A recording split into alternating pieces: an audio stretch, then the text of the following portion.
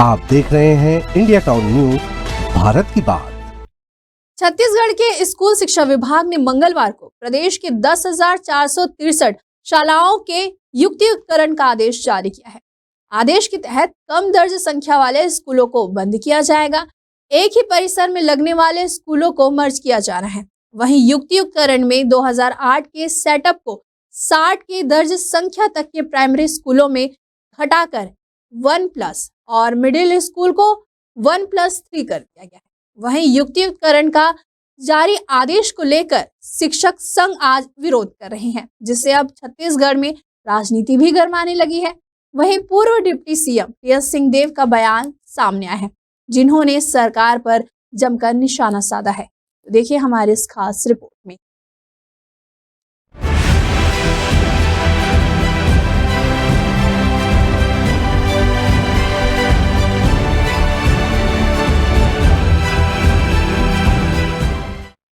शिक्षा विभाग में युक्तियुक्तकरण को लेकर शिक्षक संगठन ने विरोध दर्ज कराया है। इसी बीच मुख्यमंत्री विष्णुदेव साय ने इस युक्तियुक्तकरण को शिक्षा और बच्चों के हित में बताया है। वहीं अब युक्तियुक्तकरण को लेकर पूर्व डिप्टी सीएम टीएस सिंहदेव का बयान सामने आया है। उन्होंने कहा है कि पहली से 8वीं तक की शिक्षा बच्चों का मौलिक अधिकार है। इसके लिए हर गाँव में प्राइमरी व मिडिल स्कूल ग्रामीण क्षेत्र में खोले गए हैं। गांव में निजी क्षेत्र के स्कूल नहीं खुलते हैं। सरकार पैसा बचाना चाहती है तो यह सरकार के मूल लक्ष्य जो सेवा का है उससे हटकर व्यवसायीकरण करना है। 4 विषय पढ़ाने हैं तो 5 चौके 20, यानी एक दिन में आपको पहली से 5वीं कक्षा प्रति कक्षा 4 विषय पढ़ाने हैं, तो 20 विषय आपको एक दिन में पढ़ाने हैं। पहली और दूसरी कक्षा में शायद 3 विषय पढ़ाते हैं, तो 2 कम कर दीजिए तो 18 विषय हो गए।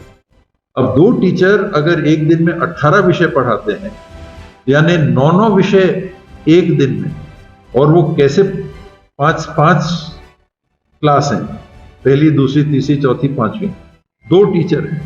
अब ये टीचर पहली कक्षा लेगा कि दूसरी कक्षा लेगा कि तीसरी कक्षा लेगा कि चौथी कक्षा लेगा कि 5वीं कक्षा लेगा, कि एक साथ पढ़ाएगा। टीएस सिंहदेव ने कहा कि जहां अतिशेष शिक्षक पद है उन्हें हटाना समझ में आता है। प्रदेश में 5,500 के करीब स्कूल एकल शिक्षक और कुछ स्कूल शिक्षक विहीन है। युक्तियुक्तकरण पैसे बचाने के उद्देश्य से किए जा रहे हैं तो यह सही नहीं है। टीएस सिंहदेव ने यह भी कहा कि प्राइमरी स्कूलों में पहली से 5वीं तक के 18 क्लास 2 शिक्षक कैसे पढ़ाएंगे। उनमें भी हेडमास्टर के पास 10 अन्य काम होते हैं। यह पूरी तरह से अमानवीय और अव्यावहारिक है। सरकारी स्कूलों के बच्चों में ज्ञान का स्तर कम आंका जाता है। उनमें भी शिक्षक कम होंगे तो बच्चे शिक्षा से वंचित हो जाएंगे।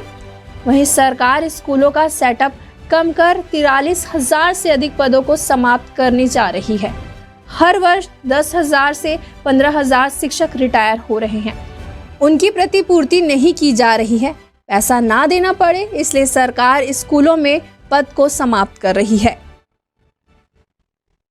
जो कंसेप्ट है, यही कंसेप्ट पूरी तरह से दूषित है और अमानवीय होगा किसी भी मानव से ये उम्मीद करना कि वो इतने ज्यादा विषय एक दिन में पढ़ा सके। पढ़ा ही नहीं सकता।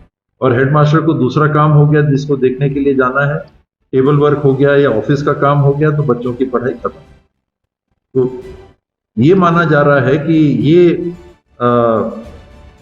पैसों के दृष्टि से सरकार अगर पैसे बचाने के लिए पोस्ट कम कर रही है, जहां ऐसे भी एक आकलन है कि प्रति वर्ष 10 से 15,000 टीचर रिटायर करते हैं, तो जो टीचर रिटायर करते हैं उनको भी आप रिप्लेस नहीं कर रहे।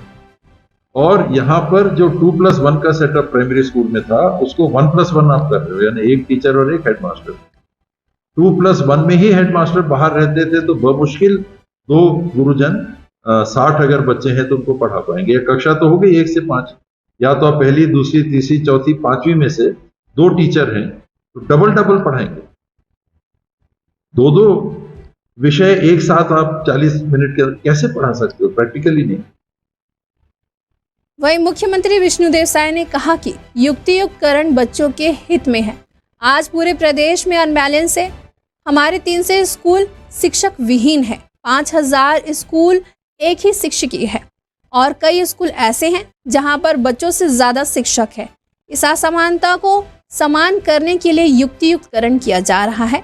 इससे शिक्षा की गुणवत्ता में काफ़ी सुधार होगा। ये युक्तियुक्तकरण बच्चों के हित में है।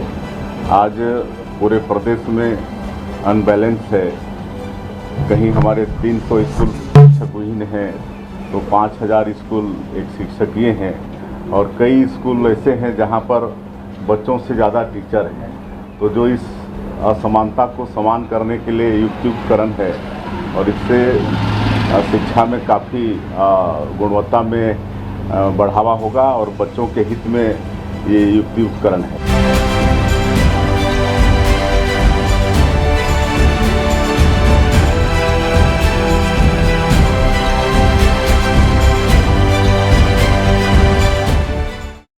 छत्तीसगढ़ सरकार के द्वारा स्कूलों और शिक्षकों के पुनर्गठन की नीति जारी करने के बाद शिक्षकों के समूह इसका विरोध कर रहे हैं। वही पुनर्गठन का मकसद स्कूलों की गुणवत्ता बढ़ाना और शिक्षक संसाधनों को बेहतर उपयोग सुनिश्चित करना है, लेकिन शिक्षकों को लगता है कि इससे उनकी नौकरी खतरे में पड़ सकती है।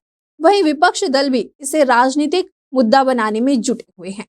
अब देखना होगा कि सरकार इस समस्या का समाधान कैसे निकालती है।